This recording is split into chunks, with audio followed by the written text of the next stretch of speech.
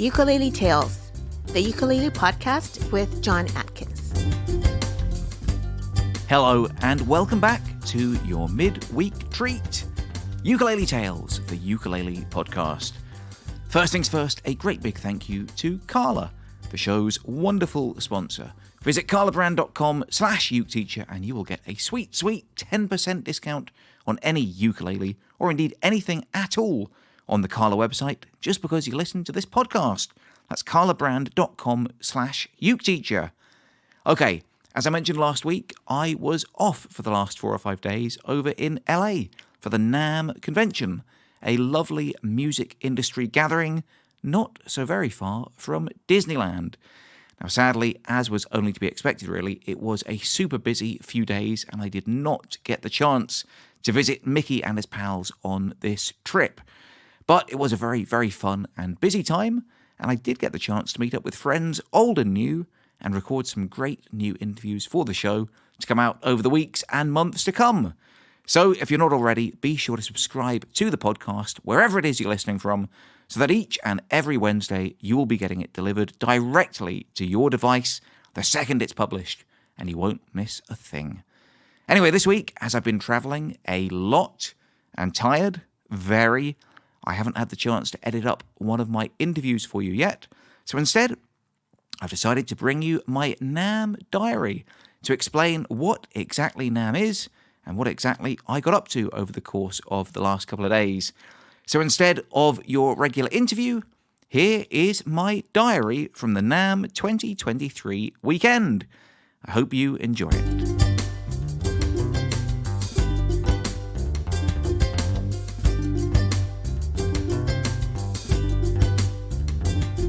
Wednesday, 12th of April 2023. For the most part, I finished packing last night. I'm travelling light as I don't want to be weighed down by loads of stuff. So I pretty much managed to fit all of my things into a small backpack and a one piece of carry-on luggage. At 9 a.m, I take Percy to the nursery and say goodbye. And I think it's fair to say I was a lot sadder than he was. As soon as he saw his friends at the gate, he was off to the races and didn't give me a second look. 12 o'clock, I rode the bus from just outside my house in Bath city centre, where I caught the train into London and then on to Heathrow. On my ticket it says, please arrive for all international flights with 3 hours to spare. I do so, arriving at bang on 3 p.m. for my 6 o'clock flight. However, as I'd managed to check in online last night, and because the airport is virtually deserted at this time of day, I find that I've got through security by 3:05 p.m, and still have 2 hours and 55 minutes left to kill. I do this by wandering around the terminal for as long as I can, trying my hardest not to buy a massive Toblerone or stuff my face with other sugary snacks. Eventually, though, I do give in and get a seat in one of the airport restaurants, where I purchase a small, disappointing bowl of calamari.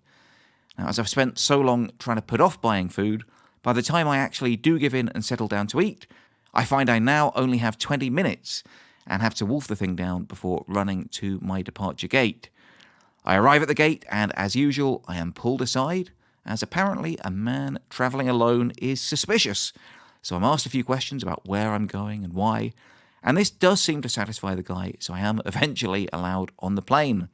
An uneventful but fairly comfortable flight, made all the sweeter by a calculation I make halfway across the Atlantic. You see, having only skim-read my ticket, I assumed that I was landing at about 4 a.m. Los Angeles time. I would have to Uber straight over to Anaheim, where I would spend the day dragging my exhausted carcass and all of my luggage around on zero sleep, without even having a chance to check into my hotel first. However, I realised that I hadn't taken into account the time change between England and America, 2 different time zones. Understandable, really, as it's not like I've spent much time in the States, is it? Anyway, I realised that far from a 4 a.m. landing, I'd actually be getting into LAX at a rather more leisurely 8:30 p.m, where I could then peacefully make my way over to Anaheim and have a good night's sleep before hitting the convention, fully refreshed and recharged, first thing tomorrow. And this is pretty much what I did. I couldn't sleep much on the plane, though, so I listened to a few podcasts, Richard Herring, Adam Buxton, The Daily, and I re-listened to some of my Red Dwarf audiobook, Infinity Welcomes Careful Drivers. as well as watching several episodes of Grange Hill on my iPad. At LAX, I made my way to the global entry line, and as I took my glasses off for the machine to scan my face, I heard a voice call out my name. John! John! Who, me? I don't answer to my name at the best of times because it's such a common name, and so rarely actually for me anyway, that even my dad and his dad before him are or were called John. So even at home, there was only a 33% chance that someone was actually calling for me. But lo and behold, I look up to see an airport security guard beckoning me over. Mr. Atkins, that machine's not going to work for you. Oh, crumbs, I thought. They're going to turn me around and put me right back on the next flight back to the UK. But instead, he continued. No, that machine's not going to work for you, so please just go ahead and walk on through here. And I was literally waved through the gates without a second look. Incredible. Uber over to Anaheim, not cheap, and checked into my hotel, the King's Inn Anaheim at the Park and Convention Centre, apparently only a 10-minute walk over to NAMM. And after a quick call to my family back in England, who were just waking up to start their day, I went straight to bed.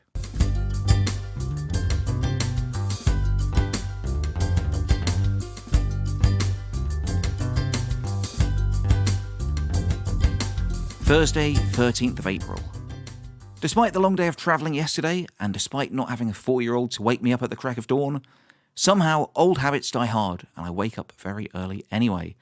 I call up Tiff and Percy to wish them a good night, as they wish me a good morning, and I prepare for the day. In years gone past, it's sometimes taken me as much as 2 hours to line up to get into NAMM, and as I arrived too late to get my badge last night, I fear the worst. So today, I head over as early as I can to try and avoid the rush, but much like the airport last night, after a cursory check of my rainbow-coloured backpack, which I carry my recorder and headphones in, I'm more or less waved straight into the building. I pick up my badge and decide to get some breakfast, the first of several big meals I am to eat over the next couple of days. Chicken and waffles, only in America. After I've eaten, I'm suddenly in a much better mood and ready to face the conference room floor. Now, if you've never been to NAMM, it's quite hard to imagine it, but basically it's an absolutely enormous indoor conference room with literally hundreds of vendors and companies displaying their wares. Now, obviously, every ukulele company worth their salt has a stand, but if you take the time to wander around, you will find everything there, from saxophones to synthesizers, from cellos to tubas, from triangles to tablas. Basically, anything musical, if it can be bought or sold, there is someone from somewhere in the world here trying to buy or sell it. And there's also approximately 20,000 people wandering around visiting these vendors, of which I was one.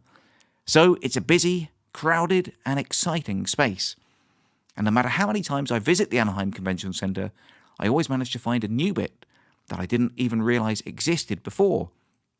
This time, as I was snaking around the building to pick up my badge, I came across a whole new section of the building, well, new to me anyway, that was displaying musical instruments that don't even exist yet. Some weird and wacky things that people have created prototypes for and are now trying to raise the funding to put them into production. One of these was the Jamstick, which as best I could tell is basically an electric guitar that has been modified into a MIDI controller, meaning that you can plug it into your GarageBand or Logic or whatever, and whatever you play on your guitar will come out sounding like the instrument of your choice, be it a church organ or a bassoon or what have you. It seemed like a cool idea, and as I was chatting to the creators about it, one of their colleagues actually came up to me, Gillian, a teacher from Minneapolis, who said that she has used my ukulele videos in class to teach some of her school children how to play.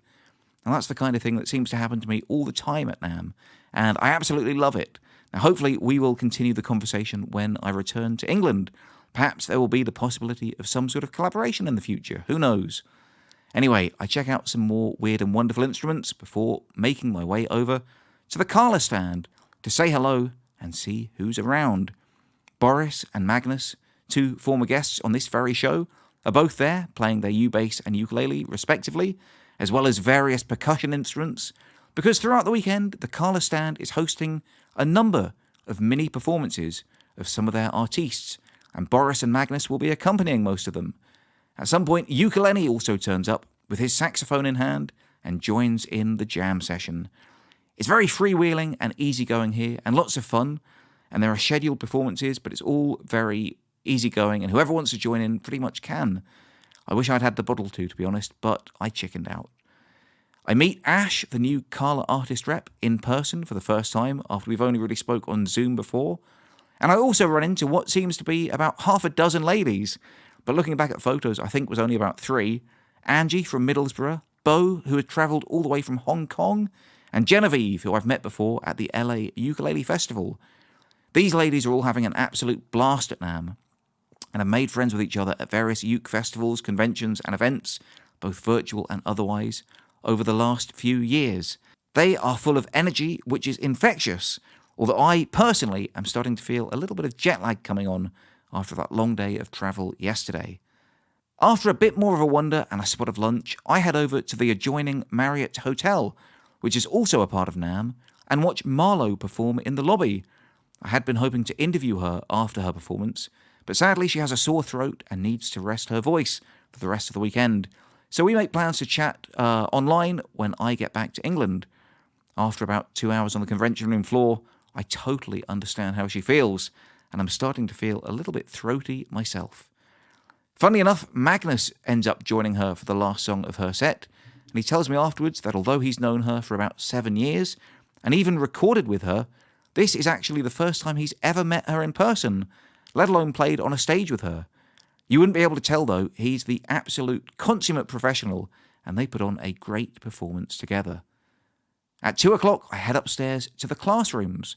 There is a workshop about combining bass with the ukulele, and it's led by Peter Luongo, a dynamo with the energy of a man half his age. Peter was James Hill's ukulele teacher, and he absolutely puts me to shame with just how full of life and energy he is. I hope to get a chance to interview him at some point this weekend, but his schedule is absolutely rammed, so we'll have to see how it goes. Again, I've been to NAMM maybe 5 or 6 times now, but I only even found out that they did classes last year. This is an interesting one though, and it's nice to have just a bit of a sit down and strum a ukulele for an hour. Afterwards, I chat with some of Peter Luongo's Legacy Ensemble, a 20-piece ukulele orchestra who accompany Peter on his expeditions, and one of them even mentions the possibility of me attending a ukulele festival in Pennsylvania that she's hoping to put on next year. This would be exciting, although we will have to see what happens. Again, I make plans to email her on my return home. Generally at NAMM, you make connections, but the real business happens afterwards. So when I go back to England, I'll probably spend my first few days back just sending lots of follow-up emails and messages to the people I've exchanged business cards or had fleeting conversations with. At 4 o'clock, I attend another workshop, Promoting Your Music in a Streaming World. It's heavily oversubscribed and should probably have been held in a larger room. I have to stand at the back, but I make copious notes. The main takeaway for me is that there is no longer a conventional way to sell and promote your own music anymore, and you have to be prepared to think outside the box and find alternate revenue streams. Afterwards, as I head back down to the Carla stand where I'm introduced to Michaela, the dynamic lady who created the ukulele safari program in Kenya that Boris went on last year. I interview her outside the building, and she is an absolutely fascinating and engaging woman with a great story to tell and a really fresh and exciting perspective on life. As well as starting up the ukulele safari program, she's also created a prototype of a musical board game for ukulele players, which she's looking for a manufacturer for. I love talking with her, and I think it'll make a great episode of the podcast, even though she does chide me for not using rechargeable batteries in my recorder. Ukulele invites us all to the Seasons Kitchen USA, a nearby restaurant whose owner is a big fan of the ukulele and has agreed to keep the place open late especially for us all to jam in. It sounds like terrific fun, but by this point I am absolutely dead on my feet, so I make my excuses and head back to the hotel, picking up a Subway sandwich for dinner on the way home. I do feel a bit bad about not going, and I'm sure it'll be an absolute blast, but after that full day's travel yesterday and a full day's socialising and networking today, I just need some me time and a chance to unwind. Sorry, Lenny.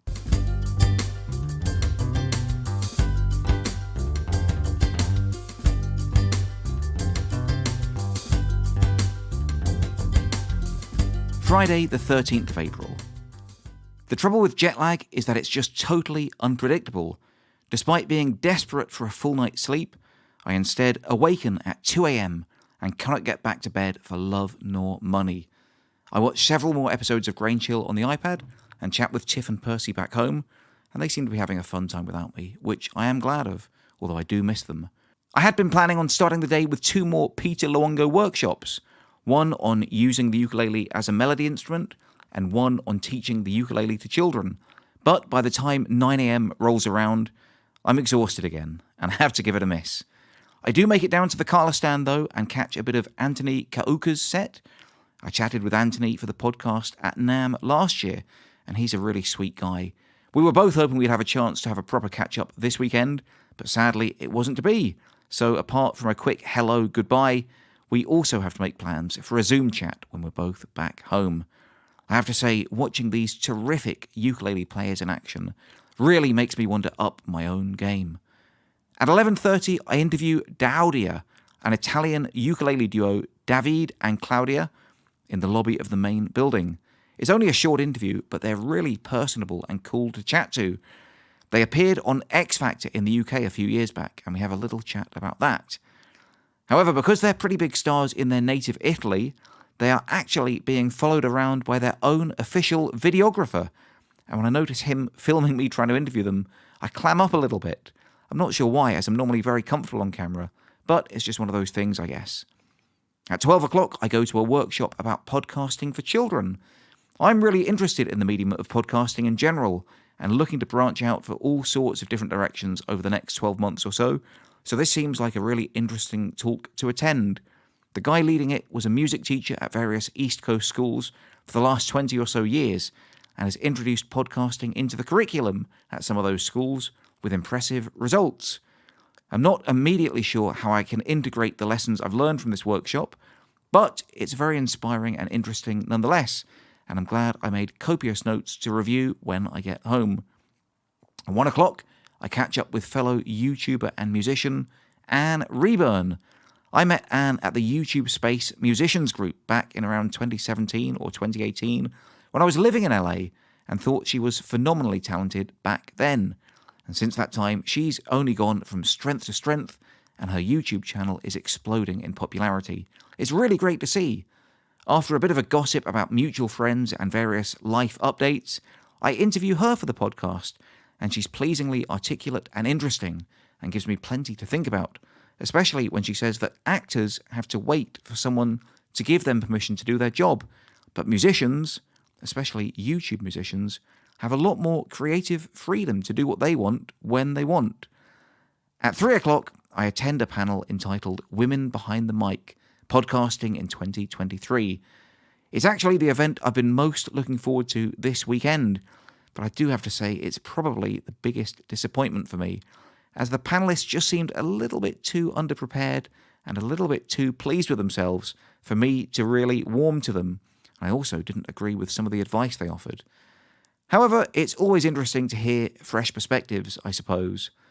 One thing that they did say was that editing time for a podcast is approximately a 1-to-3 ratio, so a 1-hour interview will take approximately 3 hours to edit. I can say from personal experience that this isn't far off, although it is a bit annoying to hear, as it was one of the reasons I wanted to get into podcasting in the first place, was that I was hoping there would be a bit less editing involved. After the podcast panel, I rush back to the hotel to drop my stuff off, and then Uber back into LA for a They Might Be Giants concert. The crazy thing is that I originally bought tickets for the show at the beginning of 2020, back when I was living less than a mile from the venue. Due to COVID and various other incidents, it's been postponed time and time again, and now it's finally taking place over 3 years later at the very same weekend I'm back in town for NAMM. Very fortunate. I grab a quick chat with Danny Weinkoff, the TMBG bassist, before the show, and thank him for his interview the other week, and he's pretty much one of the coolest guys I've ever met.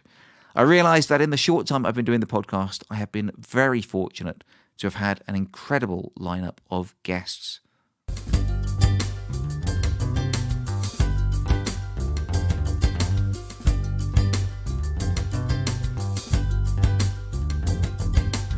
Saturday, 14th of April. One of the great things about NAMM is that, as well as all of the products on display and the various panels and workshops you can attend, there's also performances and concerts taking place throughout the weekend. Now, somehow, every year, no matter what day or time he's on, I always seem to be passing the main stage when old-timey blues guitar player Carl Verheyen is on the stage. He's a legendary guitarist, and watching him play in the hot California sun is always an absolute highlight for me. Now, normally, as I say, I've stumbled upon him by accident, but this year I actually planned out my NAMM schedule meticulously and found out what time he was going to be on, 11 o'clock on the Saturday morning. So I made time to watch his entire set this year and had an absolute blast. I posted a little clip of it on my Instagram stories and was, it has to be said, unreasonably excited that he shared it on his own page just a few minutes after coming off stage. When Carl Verheyen finishes up, I head over to the Carla stand once again, where Ron Telpner is performing. Ron is a snappily dressed elder gentleman who I've been friends with on Instagram for years. He tells me how he took up the ukulele after a cancer diagnosis, where he was informed that he didn't have long to live. Now, there are certain rules about performances on the main exhibition floor to do with volume levels, etc. And Ron, who's clearly been preparing his set for some time, nearly gets the entire Carla booth closed down as he's attracting so much attention from passers-by. Afterwards, I interview him for the podcast, and it's a moving conversation, which I do look forward to sharing. At 1 o'clock, I interview Kevin Presbury, musician and the face of All For Uke. Kevin is just about the coolest guy I've met here at NAMM, and is likeable, talkative, and easygoing. About half an hour into the interview, I'm thinking, I'm killing it. His answers are good, the sound levels are terrific, and this is a great conversation. Only to look down at my Zoom recorder and realise it's not recording. I am horrified and feel absolutely sick to my stomach. I press record immediately and get about the last 17 minutes of our chat, which I'm sure will be usable and very good, but sadly the rest of the conversation is lost to the mists of time. I'm sorry, Kevin. At 2:30, I make my way to one of the outdoor areas for the now legendary Ukulele Circle. Lenny is an absolute gem of a performer and gets the crowd of about 50 to 100 strumming along to all sorts of easy 1 or 2 chord songs, while he jumps in with bass and saxophone to provide accompaniment. It's all terrific fun, except for a brief few minutes where 4 or 5 hulking great security guerrillas walk behind Lenny, armed to the teeth with machine guns, patrolling the area. I'm sure they're trying to keep the peace, but it's not really what I expect to see at a ukulele event of any kind, and it still takes some getting used to. I leave the Ukulele Circle to say my goodbyes at the Carla stand, and bump into Ari, the guest from 2 weeks ago, who jokes about how long it took me to put her interview out, because I actually recorded our chat at NAMM last year.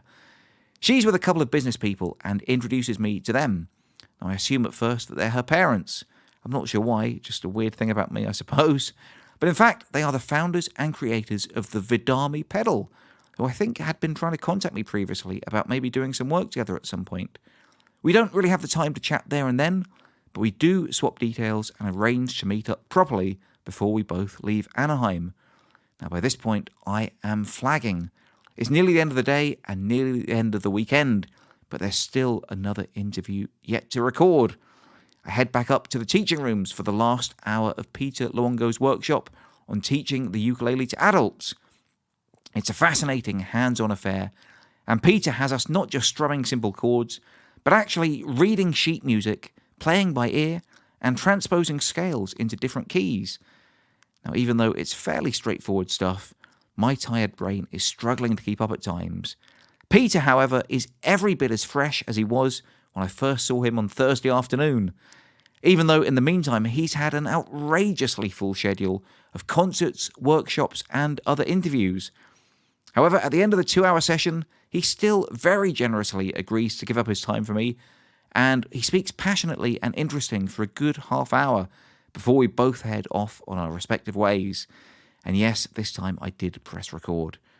I stopped to pick up some gifts for Percy on the way back to the hotel, and also a slice of Cheesecake Factory cheesecake for supper, which is about all I can manage. Very cherry Ghirardelli, in case you were wondering what flavour.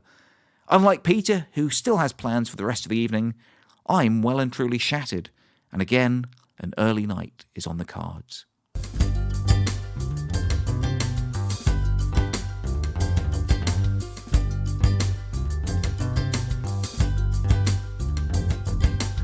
Sunday, 15th of April.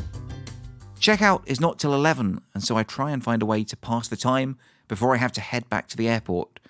Not enough time for a Disney visit, sadly, and it's still a bit overcast to take a dip in the pool too. But after a quick chat with Tiff and Percy, I get a text from the fine folks at Vidami. As it turns out, they are staying in a hotel only 1 block away from me, so I head over to meet them for a bit of a chat and to pick up a pedal to take home with me and have a play with. Then I get my Uber back to the airport, and this time, unlike the way there, it takes significantly longer to clear check-in and security, with very little time to spare before the flight. I do, however, manage to pick up some C's candy for Tiff, which I'm sure I will help her eat, and a little book for Percy, before making my way onto the plane.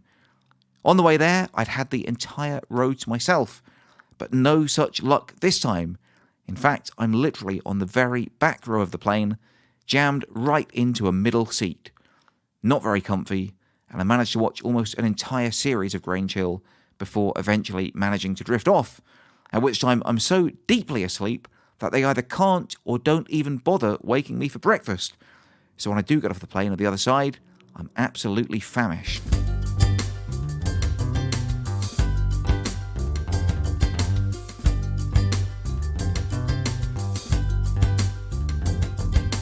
Monday, 16th of April. Arrive at London Heathrow at around 10 in the morning and whiz through security. Without bags to collect, these things take a lot less time. I head down to the train station to get my train back home, only to find that my ticket, which I'd bought a week ago and kept in my zipped-up top coat pocket the entire time, had somehow gone walkabout. Not happy, but I have no option but to purchase another one if I want to get home today. The train ride is actually very pleasant, and the weather is arguably even better than it had been in LA, and I arrive home in time to drop off my stuff, say a quick hello to Tiff, and then walk around to pick up Percy from nursery. The whole weekend already beginning to fade away like a dream. Hard to believe it, but less than 24 hours ago, I was in Los Angeles, and now here I am in the rolling green countryside of our quaint little village in Bath. Home at last.